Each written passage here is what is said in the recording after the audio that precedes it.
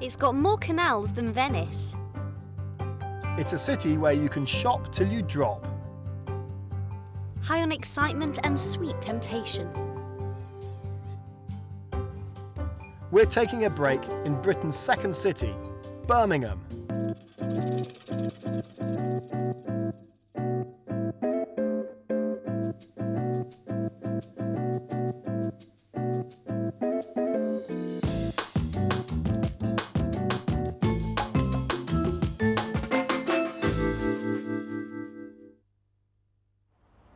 Hello and welcome to another edition of Britain's Best Breaks.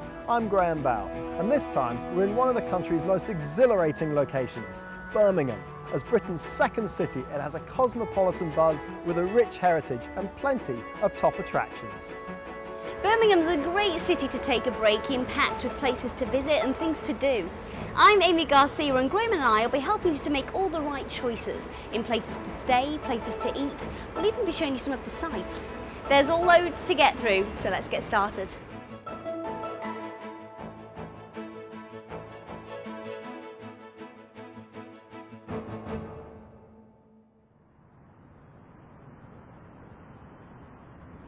For speed and comfort, coming to Britain's second city by air will get your break off to a flying start. Birmingham's International Airport is the gateway to Europe and a dynamic centre for leisure and business. You'll find excellent transport links by both road and rail, so this is the perfect point of arrival or departure. Mind you, you might not want to rush straight off to the city. With all these restaurants and shops, my holiday's already started. Britain's second city has always been an ideal location for staging major events. Birmingham's National Exhibition Centre is the busiest in Europe, staging more than 180 events each year. The centre attracts up to 4 million people each year. Its 21 halls contain 200,000 square metres, 2 million square feet of exhibition space. International trade fairs, world-famous public shows such as Croft's Dog Show and the Clothes Show Live are all held here. Seating an audience of 12,300, the NEC Arena is renowned for its sporting events and is one of Britain's leading concert venues. Most major bands and artists have graced the stage here. Over the years, acts such as Queen, Dire Straits, U2, Tina Turner, Kylie Minogue and many others have benefited from the arena's great facilities. If you're coming to the NEC for an event, its transport links and prime location provide visitors with a memorable introduction to the city of Birmingham.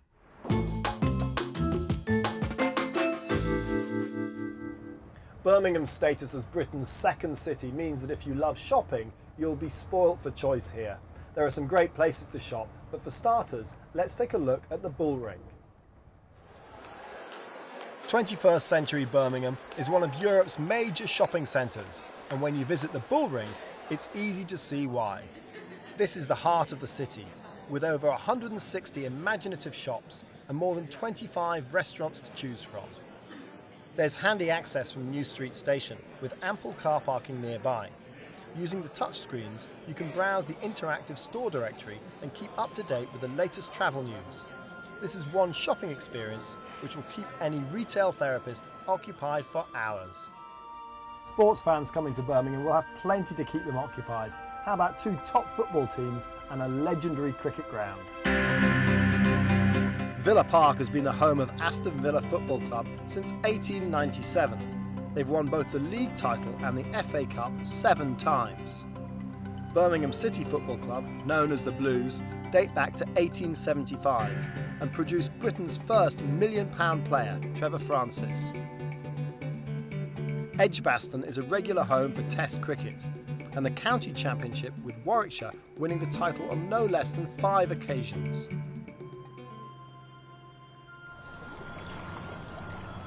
Birmingham is said to have more canals than Venice.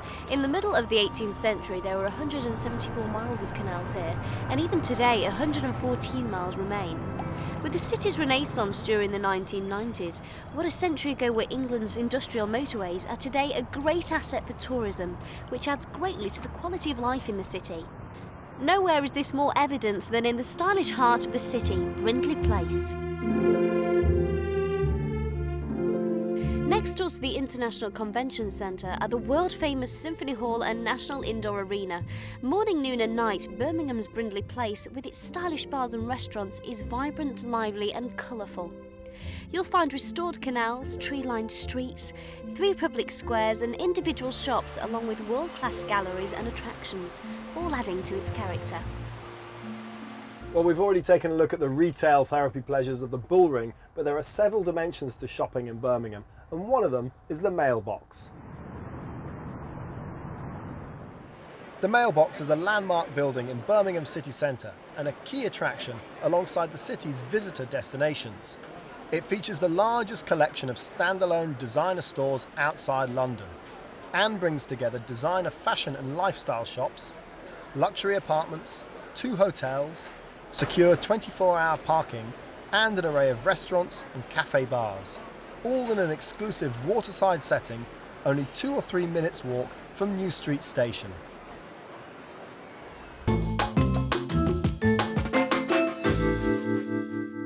Now, we all have our little weaknesses, but for most of us there's one tasty temptation you just can't resist. It's chocolate!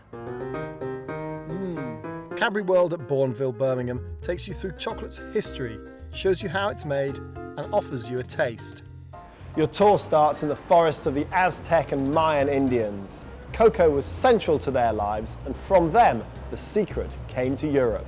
The company's founder, John Cadbury, was a Quaker, and the welfare of his workforce was extremely important. How do you make liquid chocolate? Well, the answer's here, where you'll also learn about the most important ingredients. And you can take a trip through Chocolate Wonderland. You can get even closer to the chocolate and experience 50 years of the company's TV advertising campaigns.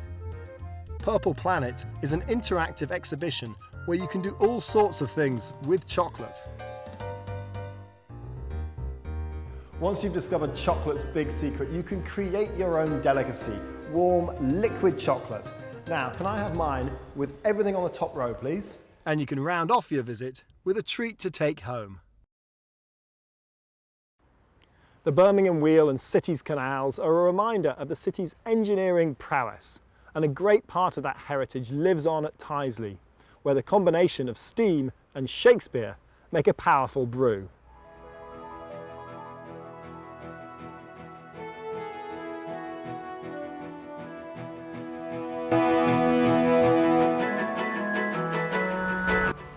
And this is the Shakespeare Express, which runs from Birmingham to Stratford-upon-Avon. I've never been on a steam train before, so I'm really looking forward to it.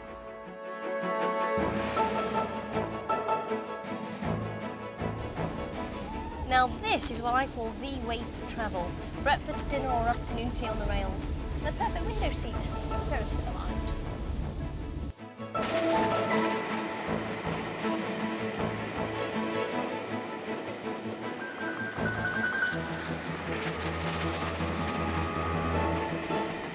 Journey, eh? The bard would have been proud, and there's still the journey back to look forward to. Graham's also getting poetic, exploring our greatest writer's hometown.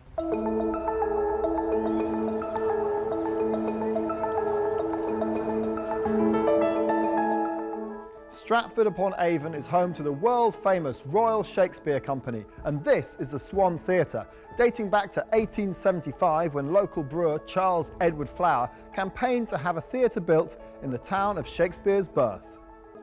For 250 years, cultural pilgrims have been flocking here to Shakespeare's birthplace.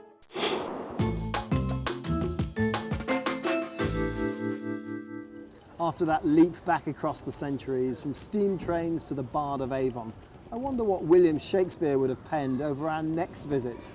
A sonnet, at least.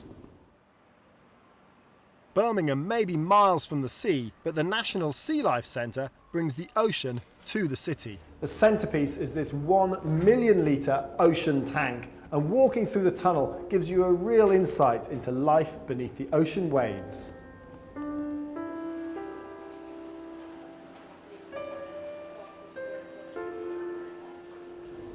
Amazonia takes you into the world's greatest rainforest, with poison dart frogs, electric eels and some deadly piranhas. You wouldn't last long taking a swim with this little lot. come on, come on.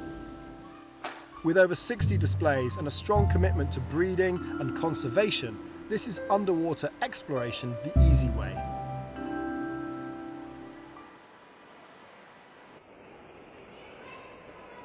The pagoda in the centre of Holloway Circus roundabout celebrates the special place the Chinese community has in Birmingham. A pagoda in a roundabout certainly makes you think, and in Birmingham they've even got a place where creative thinking is much more than an idle pastime. It's a whole exhibition. 10 themed galleries and the only planetarium in Birmingham make up Think Tank, Birmingham's Science Museum. Whatever your age, when you leave here, you'll know a little bit more about the world we live in. And you can journey from steam engines to a Spitfire and the machines that once powered the world straight back into Birmingham's past and take a peek into the future. I think we take domestic comfort for granted in the 21st century. It's not that long ago that the people of Birmingham led far more frugal lives. So I'm just going to lay here and relax as Graham tells you more. Built in the 1820s, the Birmingham back-to-backs are the city's last surviving examples of back-to-back housing. Thousands of houses like these were built throughout Britain, literally back-to-back, around courtyards, to accommodate the increasing industrial population. Restored by the Birmingham Conservation Trust and opened to the public in 2004, each house is decorated and furnished to represent a different era, from the 1840s to the 1970s.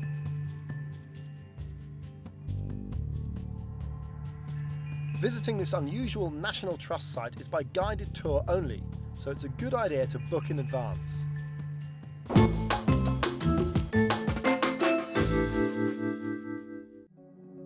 You've heard about the song, If You Could Talk to the Animals? Well, here at Dudley Zoological Gardens, you can do just that. This is lemur wood, and as you can see, the lemurs love it just as much as we do. You can join Dr. Dudley in his daily adventures around the zoo to find out more about the animals who live here.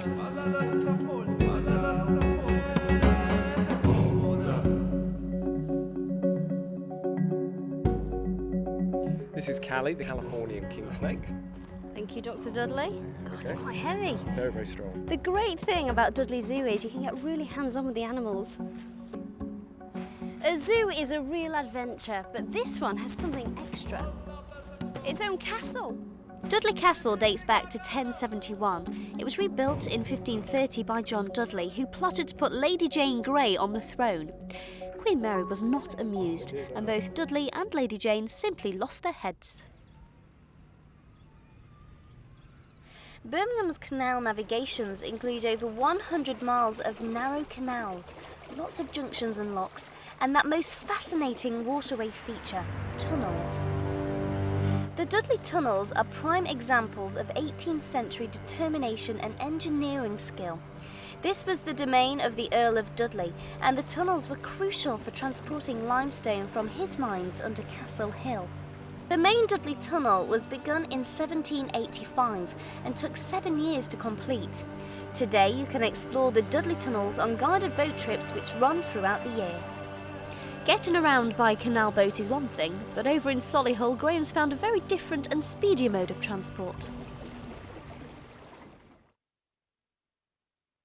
If you were born to be wild and prefer 2 wheels to 4, then don't miss this, the National Motorcycle Museum. The museum is conveniently sited at Bicken Hill, Solihull, just off Junction 6 on the M42. If you're a motorcycle enthusiast, leave yourself plenty of time, because there are over 650 machines here, with new ones arriving daily. You'll find a fascinating cross-section of machines spanning Britain's 60 glorious years of building motorcycles, which have become worldwide legends: Norton, Triumph, Vincent, BSA, to name but a few. Well, one thing's for sure, the Victorians didn't have motorbikes. However, they were a dab hand at horticulture and animal husbandry, as we're about to find out. Sandwell Park Farm at West Bromwich is a journey back in time to a 19th century farm. Sandwell Valley was originally given to the monks of Sandwell Priory and has been one estate since the Middle Ages.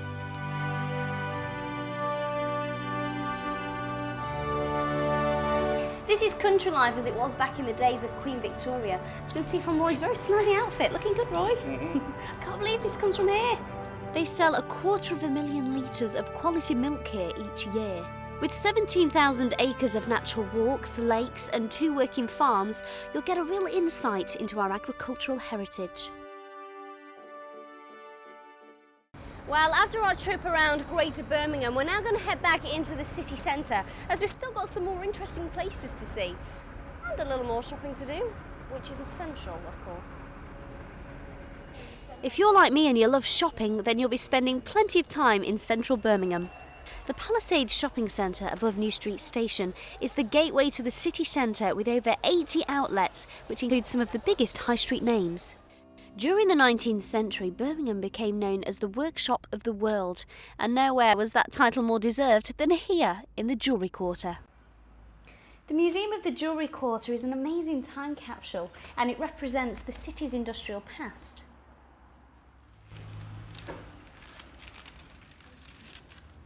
For over 80 years, this was the actual workshop for jewellers Smith & Pepper. And their skills are still demonstrated today.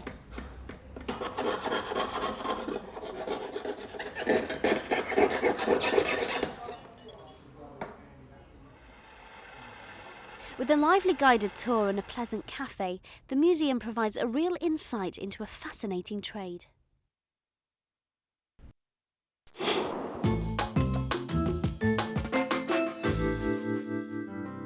Of course, there's much more to Birmingham that we've been able to fit into the show, but what we've seen and enjoyed just proves what an exciting place Birmingham is to take a break. Now, if you want to visit any of the places we've been to, you can log on to our website. But for now, I've got some chocolate to finish, so I'll say goodbye and I'll see you again real soon. Oh, I hope you saved a bit of chocolate for me. Yes, we've had a fantastic time here in Birmingham. In fact, I think I've got time just to squeeze a little bit more shopping in before I go. Remember, you can watch all of our shows again on DVD. I'll say goodbye for now, but join us again on Britain's Best Breaks, and remember, the choice is yours.